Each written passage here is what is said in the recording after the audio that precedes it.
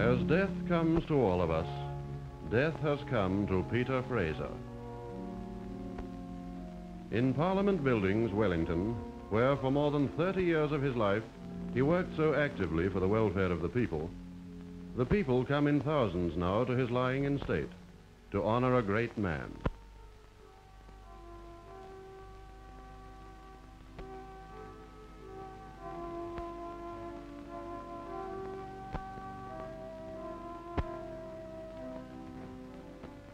The young, the old, the prosperous, the not so prosperous, clerks and laborers, housewives and typists, businessmen and pensioners, silently they file past to pay their last respects.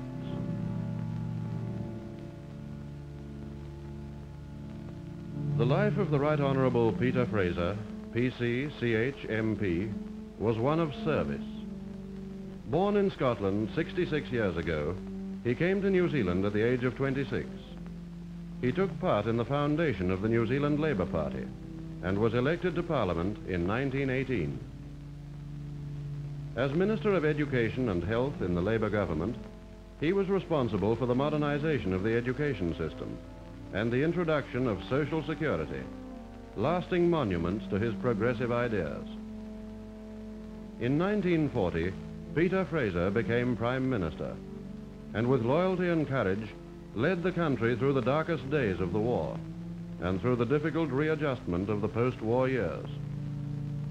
Few leaders of our country have commanded so much respect, few deaths so much regret. An estimated 70,000 people line the streets of Wellington as the funeral procession moves slowly from St. John's Church, Willis Street, to the burial ground at Karori.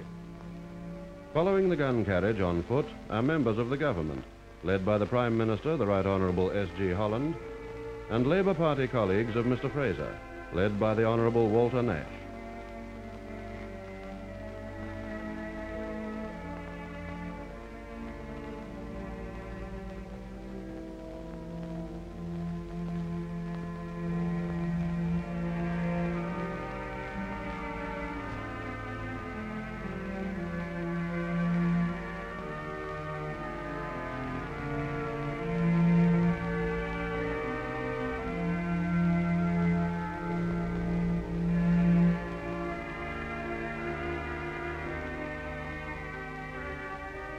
Abroad, as well as at home, the name of Peter Fraser will be remembered.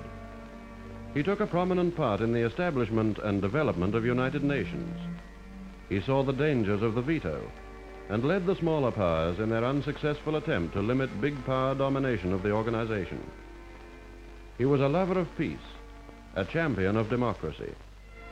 His ideal was international understanding, tolerance, and goodwill. And had the principles he advocated been adopted, world peace may well have been nearer reality.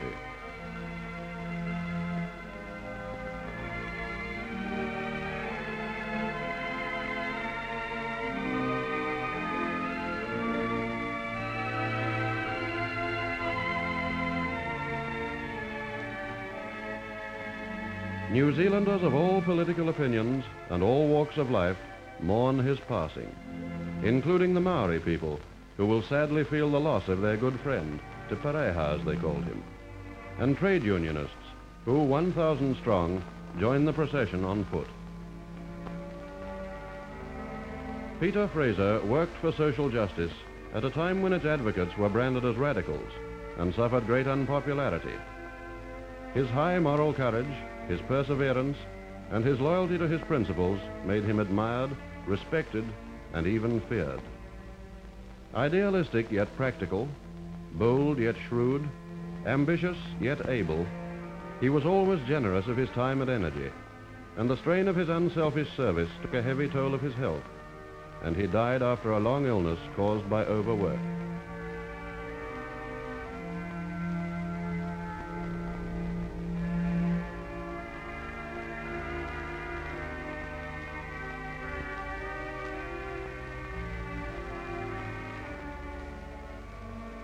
At Karori Cemetery, Peter Fraser is laid to rest in a simple grave beside that of his wife, who was his inspiration when the road was hardest, and who, like her husband, worked selflessly for the welfare of the people.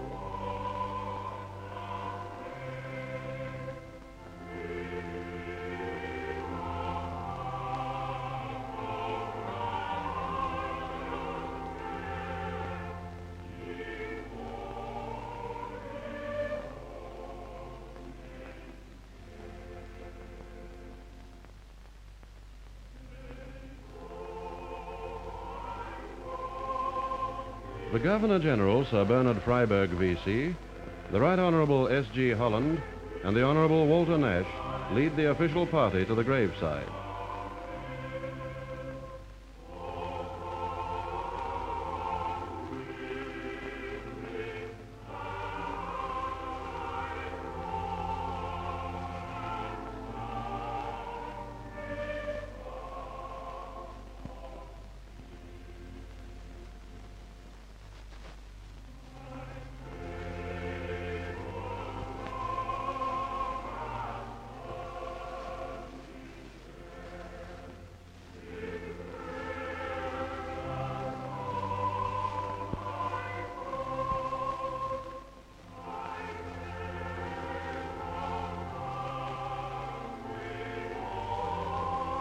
Colleagues and opponents unite in paying tribute to a great man, a true statesman, and the country joins with them.